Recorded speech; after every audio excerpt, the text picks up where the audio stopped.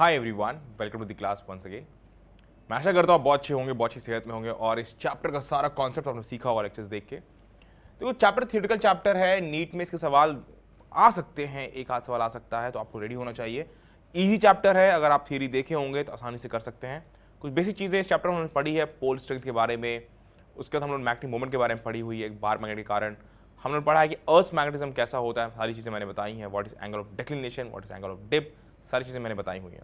Angle of declination geographic meridian और magnetic meridian के बीच का एंगल, और एंगल ऑफ डिप हमारा बताता है कि वर्टिकल मैग्नेटिक फील्ड और हॉरिजॉन्टल मैग्नेटिक फील्ड के बीच का एंगल बताता है। ठीक है, तो ये रहा हमारे पास, मतलब जो भी हमारे पास नेट मैग्नेटिक फील्ड है वो कितना एंगल बनाएगा हॉरिजॉन्टल से, वो बताता है एंगल ऑफ डिप यहाँ पे। तो हम करते हैं पहला सवाल आज नीट पैटर्न पे।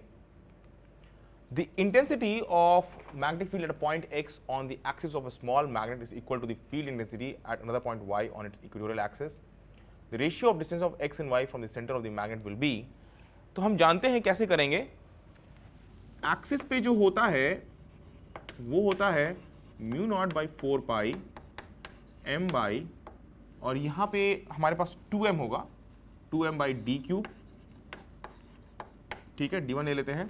और जो हमारे पास नेक्स्ट है वो है field intensity at another point y on equatorial axis. तो इक्वेटोरियल एक्सिस पे जो होगा वो होगा म्यू नॉट बाई 4 पाई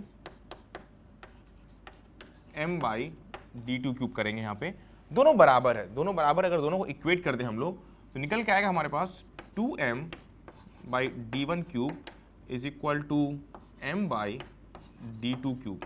दोनों को इक्वेट करोगे mu naught by 4 pi, mu naught by 4 pi cancel out हो जाएगा, बहुत सिंपल सा यहाँ पे निकल के आ गया M cancel out.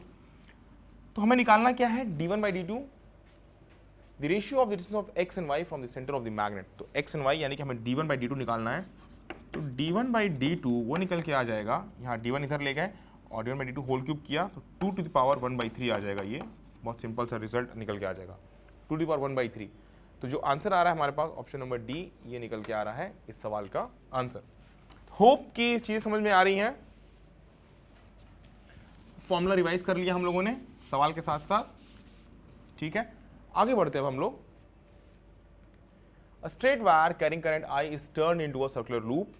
If the magnitude of magnetic moment associated with it in m/s unit is m, the length of the wire will be।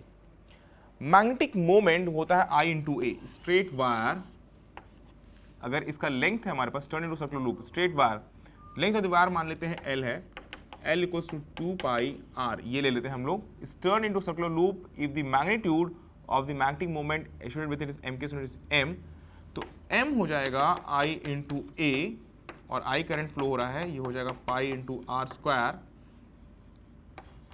ठीक है, तो I इंटू पाई, R की वैल्यू हो जाएगी L बाई 2 पाई, तो L by 2 pi whole square. ठीक है, यहाँ से L निकालना है तो L स्क्वायर की वैल्यू निकल के आ जाएगी ये 4 पाई स्क्वायर, और हमारे पास 4 और 1 पाई कैंसिल आउट हो जाएगा तो बचेगा नीचे 4 पाई, इधर जाएगा तो 4 पाई m बाई I, ये निकल के आ जाएगा। अब इसका अगर हम लोग अंडर रूट कर दें तो लेंथ निकल के आ जाएगा हमारे पास 2 under root pi m by I, ये निकल के आ गया। चेक कर लेते हैं, 2 under root pi m by I यानी कि 4 pi m, 4 under root 4 pi m by I भी लिख सकते हैं। तो option number C is the right answer for this, जैसा कि हमें दिख रहा है।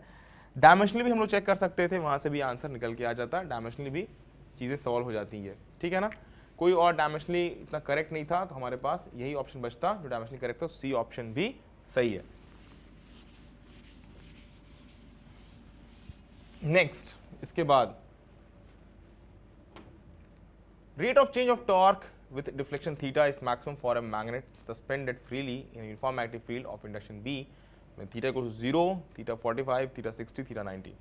rate of change of torque, torque क्या होता है भाई, टॉर्क होता है m क्रॉस b। इसकी वैल्यू अगर मैग्नीट्यूड हम लिखें तो torque will be mb sin theta, d tau by d theta will be equal to mb cos theta, भाई यही होगा। डिफरेंशिएट कर दिया D tau by D theta, M B तो कांस्टेंट है cos theta.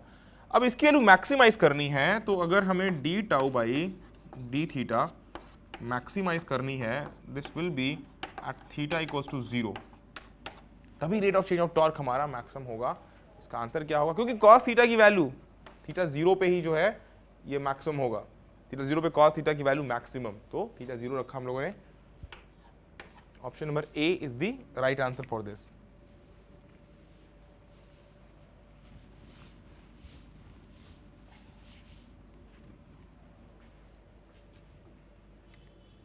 At a certain place, horizontal component is root 3 times the vertical component.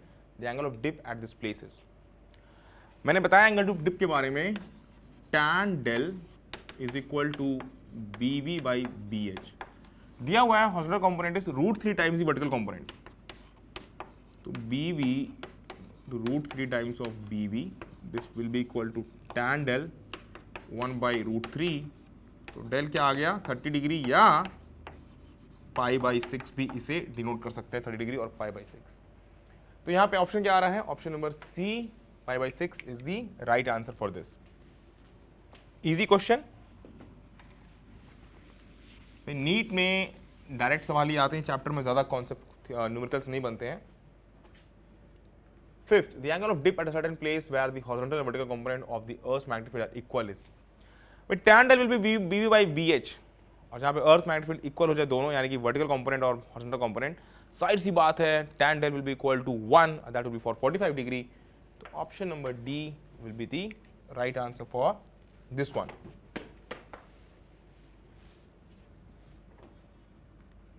Sixth, the maximum magnetization of a paramagnetic and ferromagnetic sample is of the same order, smaller for para and larger for ferro. Smaller can be predicted, nothing can be predicted. देखो, maximum magnetisation हम कर रहे हैं, maximum magnetisation, तो para और फेरो का यहाँ पे maximum magnetization is of the same order. Order मतलब 10 की पावर्स वो सेम होती है, तो इसलिए हम लोग जो टिक करेंगे वो है ए। थ्योरेटिकल क्वेश्चन, एक एक्स्ट्रा इंफॉर्मेशन हमें जानने को मिली यहाँ पे इस सवाल से।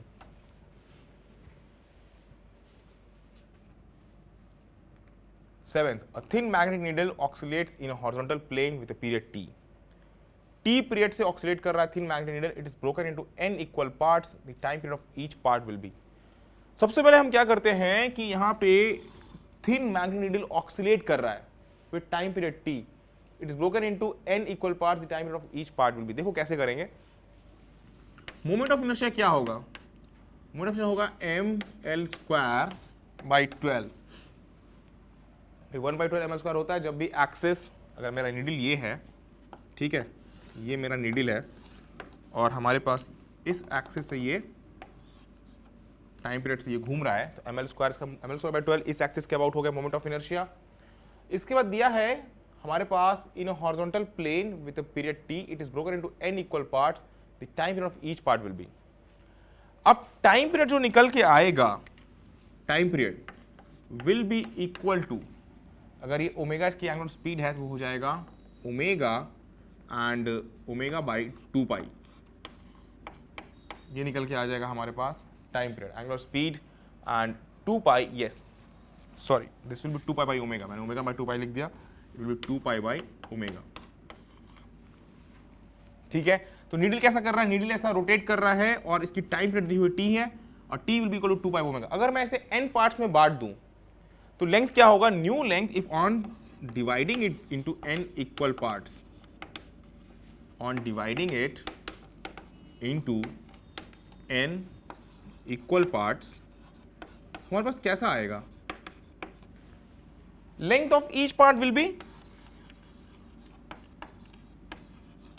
Length of each part will be equal to L by n। तो new moment of inertia of one part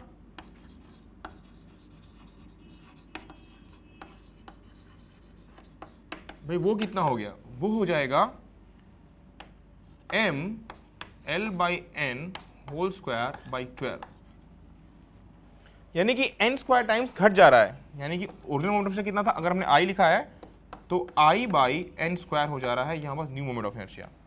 ठीक है, तो एक काम करो, यहाँ तक बोर्ड फिलअप हो गया है, यहाँ तक नोट कर लो, मैं अगले एंड से बताता हूँ, यहाँ तक फिलअप नोट कर लो। ओके, एक चीज़ और देख लो यहाँ पे, मैंने यहाँ पे क्योंकि न्यू मोमेंट ऑफ इनर्शिया होगा, मास भी तो घट जाएगा ना, तो m बाई n भी यहाँ पे हम लोग पुटअप करेंगे, तो ये I बाई n क्यूब हो जाएगा। ठीक है ना, I बाई n क्यूब, यानी कि जो न्यू मोमेंट ऑफ इनर्शिया वो n क्यूब टाइम्स घट रहा है। अब बात करते हैं हम लोग यहां पे मैग्नेटिक मोमेंट की। मैग्नेटिक मोमेंट वो का पोल स्ट्रेंथ इनटू लेंथ, क्योंकि लेंथ n टाइम्स घटा तो न्यू मैग्नेटिक मोमेंट जो बनेगा वो होगा पोल स्ट्रेंथ तो सेम रहेगा, ये L बाई एन, यानी कि n टाइम्स घट गया, m dash is m by n. Magnetic moment की मैं बात कर रहे हैं, पोल स्ट्रेंथ स्मॉल m लिखा है, पोल स्ट्रेंथ। अब यहां पे अगर मुझे निकालना है टाइम पीरियड, तो न्यू टाइम पीरियड होगा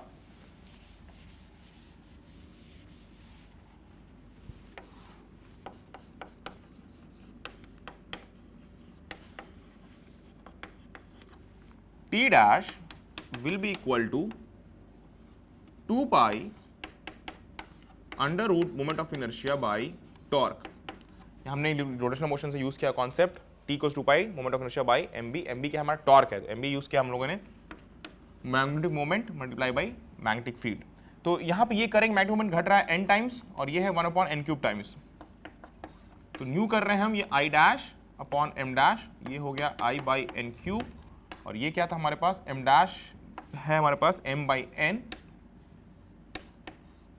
ठीक है ना। तो ये आ जाएगा 1 बाई n स्क्वायर, यानी कि 1 by n times of initial time period, t को 2 पाई i बाई एम बी होगा हमारे पास इनिशियल टाइम पीरियड, तो इसको 1 बाई एन टी, यानी 1 बाई एन टाइम्स घट रहा है यहाँ पे, then time of each part will be t by n for this one, ठीक है। ये निकल के आ गया हमारे पास। नेक्स्ट क्वेश्चन करते हैं यहाँ पे 8th, the earth's magnetic induction at a certain point is 7 to 10 power minus 4 Weber per square meter. This is to be annulled by the magnetic induction at the center of a circular conducting loop of radius 5 centimeter. The required current in the loop is, मैं एक बार जरा ये option भी यहाँ पे दिख रहा है कि ऑलरेडी मार्क्ड है जो पहले वाला ऑप्शन, सो मिटा देते हैं। फिर उसके बाद बहुत इजी है ये क्वेश्चन और ज़्यादा दिक्कत वाली चीज़ नहीं है। मैग्नेटिक फील्ड दिया हुआ है,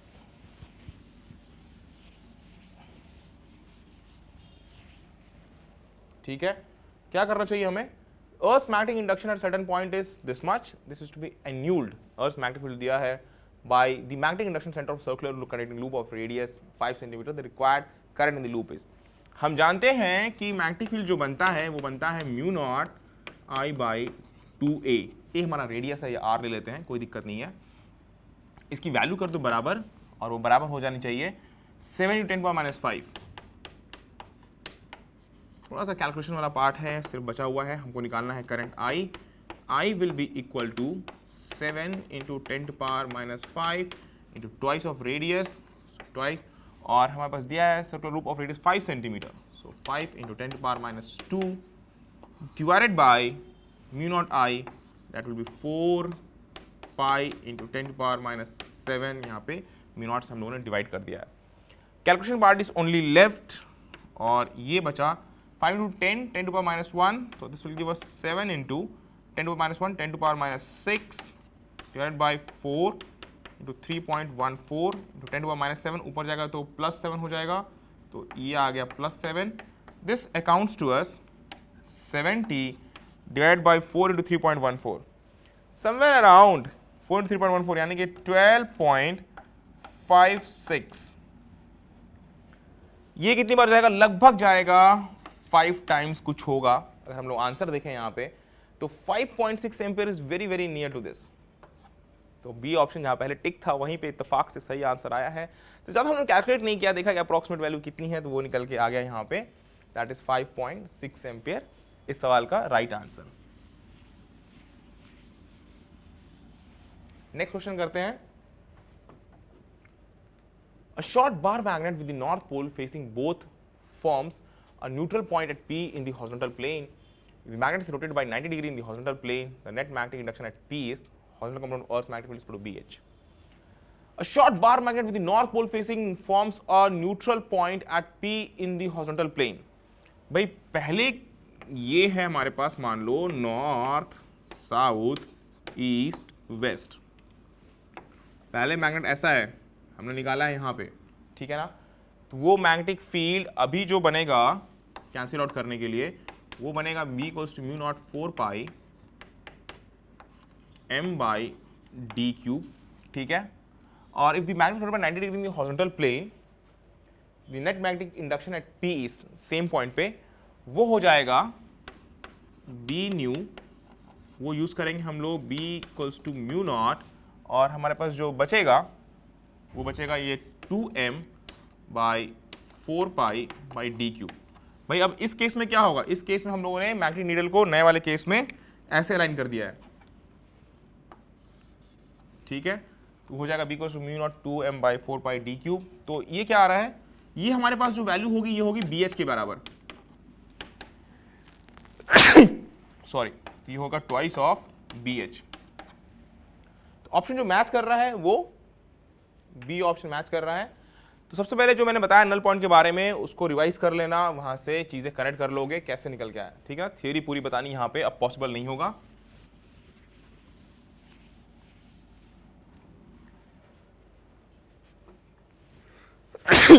Sorry. The distance between the poles of a horseshoe magnet is 4 centimeter. The pole strength of each pole is 40 units. The magnetic potential midway between the poles is.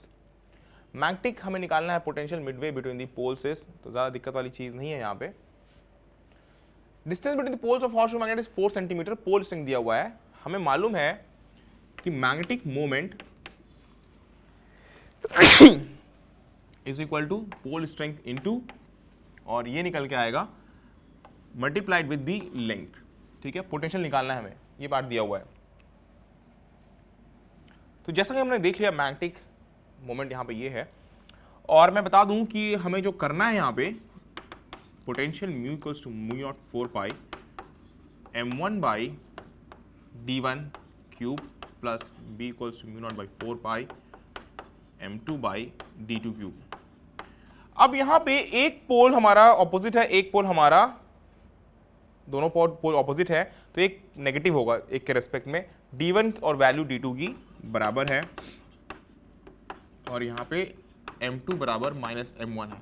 जाहिर सी बात है जो पोटेंशियल हो जाएगा वो हो जाएगा जीरो, मैग्नेटिक पोटेंशियल वो हो जाएगा जीरो, ठीक है ना। तो आंसर जो चूज करेंगे हम लोग वो करेंगे ऑप्शन नंबर डी, किसी भी वैल्यूज की जरूरत नहीं थी इस सवाल में हमें। ये रहा option number D, that is the right answer. तो हमने 10 सवाल प्रैक्टिस किए, मेरा एडवाइस रहेगा कि कुछ और सवाल प्रैक्टिस कर लो, थियरी अच्छे से मालूम होनी चाहिए इस चैप्टर की जो बहुत जरूरी है। I hope you have liking this physics lectures. मैं और भी नए कॉन्सेप्ट साथ मिलूंगा अगले लेक्चर में, तब तक के लिए मैं विश करता हूँ कि आप अच्छे से रिवाइज करिए, अच्छे से पढ़िए और अच्छे से सीखते रहिए, अच्छे से एग्जाम दीजिए। That is my best wishes for with you all. धन्यवाद आप सभी का मेरे साथ जुड़ने के लिए।